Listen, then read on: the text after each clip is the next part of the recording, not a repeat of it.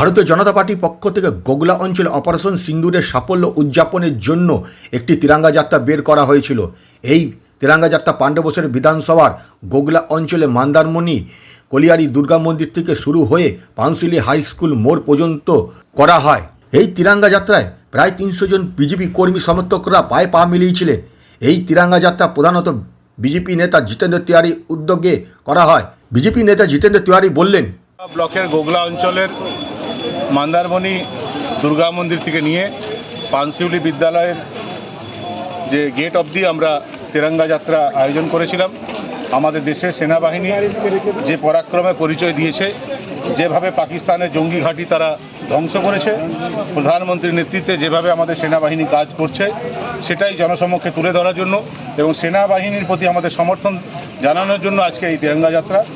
অনেকভাবে এটাকে ডিস্টার্ব করার চেষ্টা হয়েছে, বাধা দেওয়ার চেষ্টা করা হয়েছে, কিন্তু আমাদের ভালো লাগছে যে এই অঞ্চলের মানুষ, গোগলা অঞ্চলের মানুষ রাস্তাঘাটে দোকান থেকে বেরিয়ে তারা দুহাত তুলে সমর্থন করেছেন এবং আলটিমেটলি প্রশাসনও সহযোগিতা করেছে এবং আলটিমেটলি আমরা তিরঙ্গা যাত্রা করতে পেরেছি।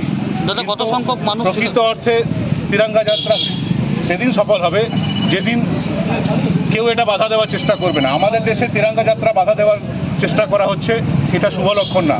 যারা তিরঙ্গা যাত্রা বাধা দেওয়ার চেষ্টা করছে তারা কি এই দেশের নাগরিকরা? তারা কি পাকিস্তানের সঙ্গে? তারা কি পাকিস্তানকে ভালোবাসে? এই প্রশ্ন তাদের কাছে রাখলাম।